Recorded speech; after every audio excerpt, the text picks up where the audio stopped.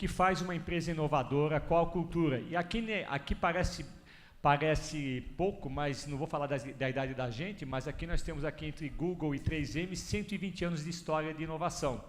Nós temos a líder de inovação do século XX, aqui representada pela 3M, e na época não existia Google, né? E um líder de inovação do século XXI, que é o Google. Provavelmente lá atrás, né, Luiz, me diga um pouco, você não tinha nem no radar que surgiu um tal de Google naquela época, né? Quando vocês mexiam com toda a inovação que realmente fez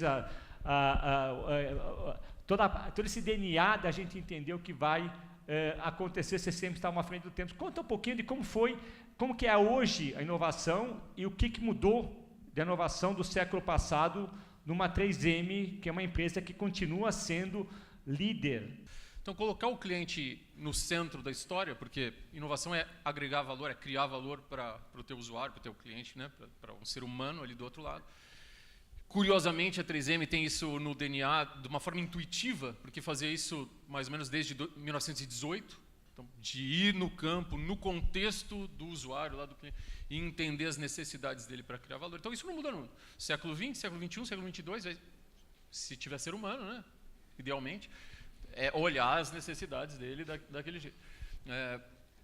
Outra coisa que a gente sempre faz, né, em companhias inovadoras, não é só olhar num romantismo de que a inovação é ideias randômicas, relatórias, que todo mundo tem que dar ideia a esmo. É construir um pouco um desenho, o desired future state que a gente fala, né? Para onde o Google quer ir?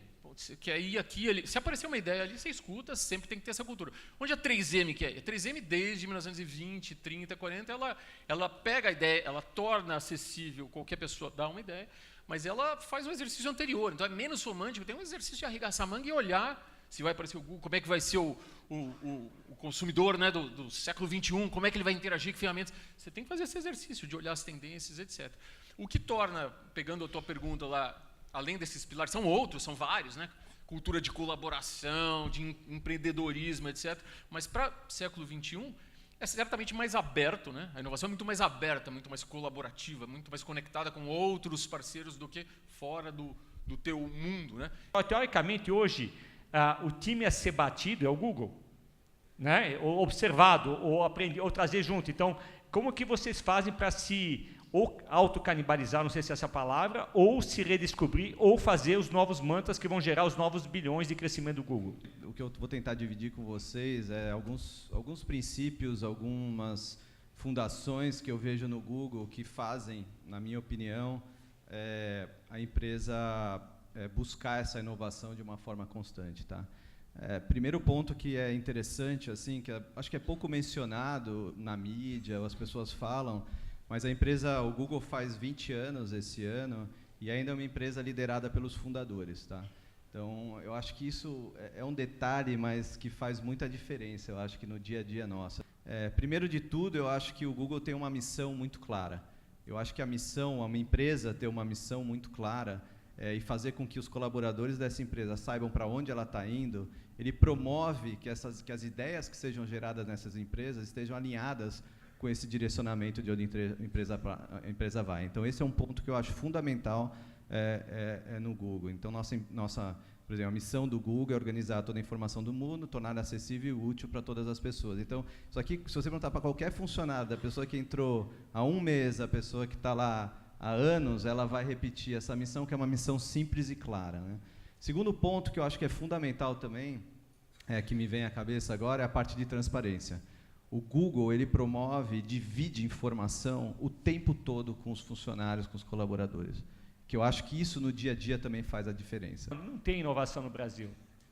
Não tem, porque são questões de ranking. Se o Brasil é o 80º do mundo em competitividade, se o Brasil não tem matemática como DNA, a gente estava até brincando, seria muito importante, citando até um exemplo aqui que o Marco estava lembrando agora, o Obama, 10 anos atrás, liderou um movimento de pegar e fazer com que os estudantes, né, fosse política oficial da Casa Branca, né, acessibilidade, toda a parte de realmente entender o digital para as crianças poderem realmente serem os líderes futuros de amanhã. Hoje de manhã, quem assistiu a palestra da Natalie, da Berlin School e da Hyper Island, ela mostrou que crianças com 9 anos desenvolvendo chatbots.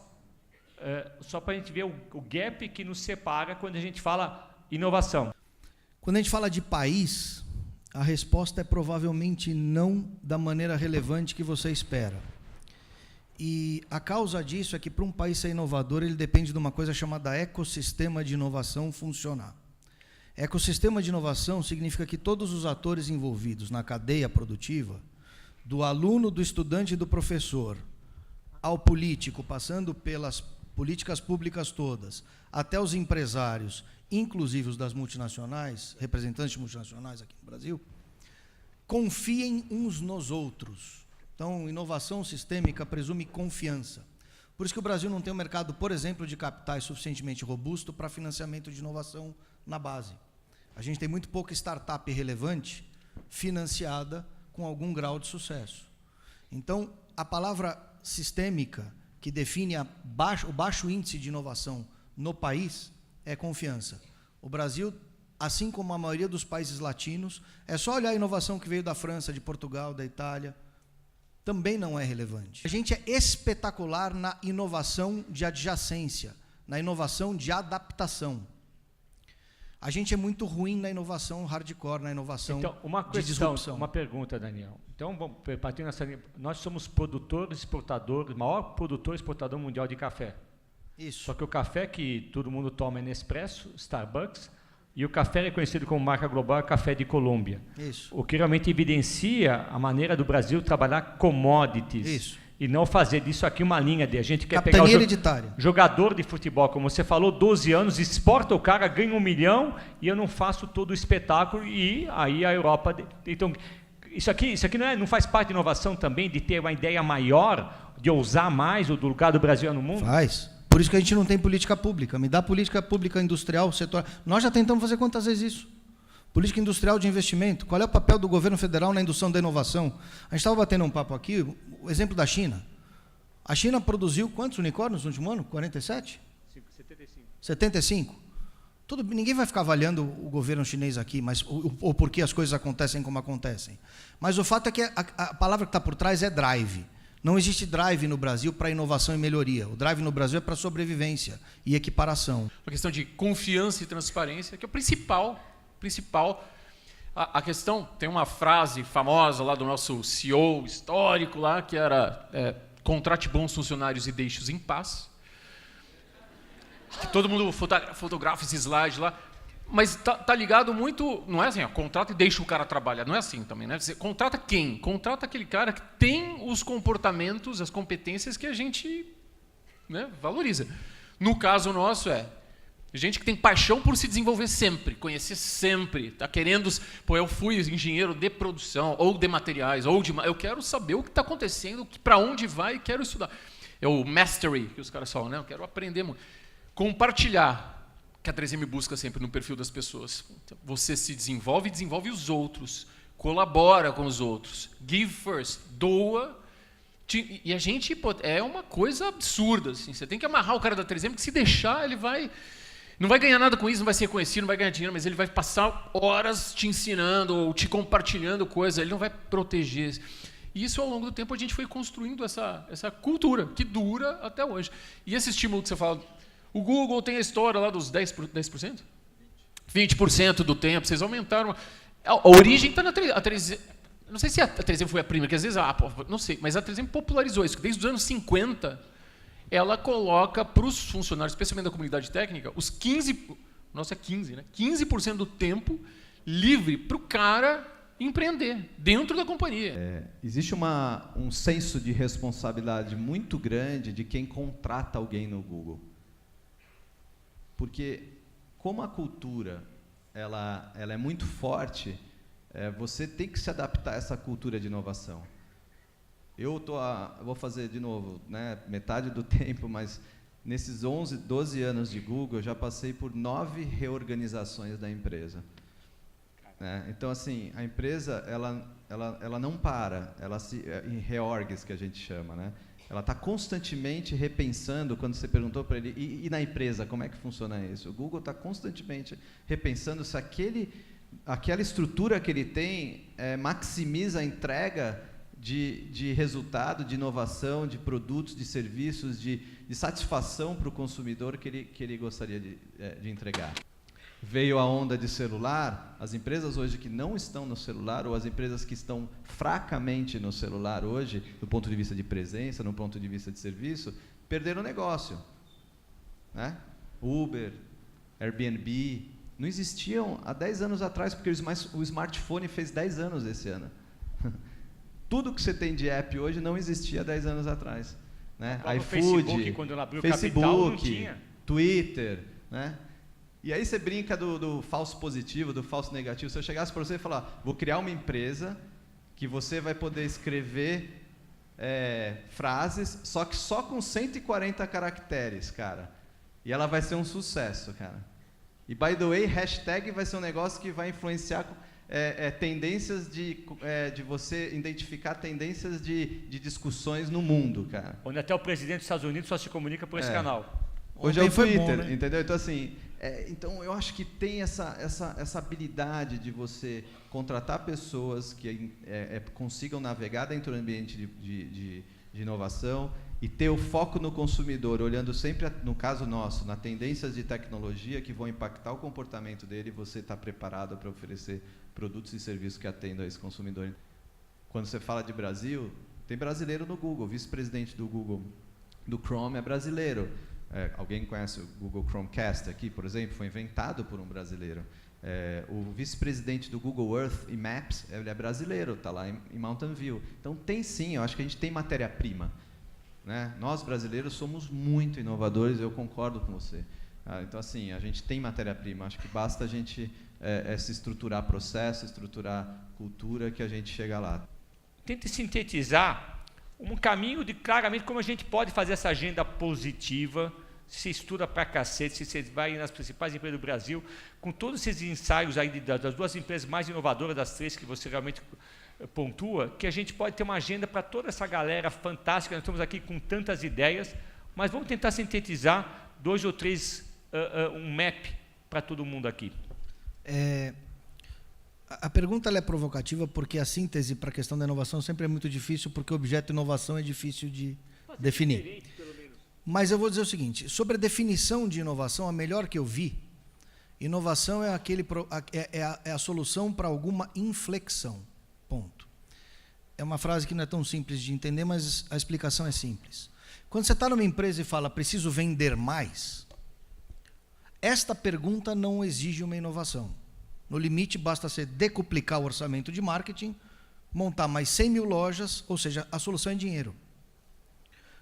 Inovação é assim, quando eu resolvo uma inflexão, preciso vender 10 vezes mais, custando 20 vezes menos. Esse tipo de imposição de contrassenso é que exige de fato uma inovação. Isso posto, a gente tem 2 realidades muito diferentes, a realidade da empresa empreendedor, Google é fruto disso, e da empresa corporate. A 3M não é exatamente uma referência, mas a grande maioria das empresas onde vocês trabalham é. Numa empresa empreendedor, a pergunta é why not? Por que eu não faço uma lente que resolve o problema de custo e tratamento de quem tem diabetes? Então é why not? Numa empresa corporate, é what the fuck? Para que você está fazendo isso? Então, se você de fato não tem um para que concreto para resolver, é muito difícil, 3M é uma exceção pela questão cultural, é muito difícil você criar uma dinâmica de inovação estruturada dentro das empresas. Para as corporate é mais complicado, especialmente quando ela é listada, porque aí a satisfação é muito grande para muita gente que cobra muito resultado de curto prazo. E quando você tem cobrança de resultado de curto prazo, via de regra, as grandes inovações, assim como as grandes ações mais intangíveis, perdem na concorrência por dólar para a próxima ação que vai ajudar a vender mais. Então, é uma questão de visão e cultura e macheza do CEO de uma corporate, especialmente multinacional, de bancar este processo, quando ele não é globalmente incentivado, como por exceção é o caso, por exemplo, da 3M. Então, quando você pega a 3M, quando você pega a Whirlpool, quando você pega a BASF, quando você pega a Cisco, Amazon agora entrando nesse jogo, Google nem se fala, são empresas que têm isto antes da empresa, porque isso é um mantra estruturado, independente do business que eu estou fazendo. não é a grande realidade das principais corporates no Brasil, especialmente as listadas. Para finalizar, a gente ainda tem um gap setorial. Como você mesmo bem disse, o Brasil é um país muito competitivo em commodity. Commodities são indústrias de transformação por inovação de ciclo mais lento. A gente não tem marcas globais de varejo, por exemplo. Marcas globais de nada, infelizmente. De nada. Então, ao não ter a ponta da cadeia na nossa mão em larga escala, a pressão por inovação é muito menor. Então, ainda que a gente inove na indústria de base, porque dominamos os recursos naturais, a ausência de pressão de volumetria de consumidor, /países, /globalização, /competição, é muito menor. Eu acredito muito nos brasileiros. A gente, como sociedade, precisa gostar mais do Brasil. Coisa ruim, bota debaixo do tapete. O Recupero falou em 94, a gente jogou ele no lixo, está certo. Ninguém precisa saber. Coisa boa, fale para o mundo. Vamos ter orgulho de falar, cada um de vocês, cada empresa tem coisa positiva pra cacete. Tem que ser falado, tem que ser disseminado. Nós temos aqui exemplo, cada um de vocês guarda esse segredo. Tem orgulho de falar, porque no Brasil é bom pra cacete, como o Daniel falou, como todos vocês acreditam. Só que cada um no exteriorizar, a gente vai falar, nós somos ruins. A gente só parece que tem uma busca incessante pelo lado ruim das coisas. Chega! Muito obrigado.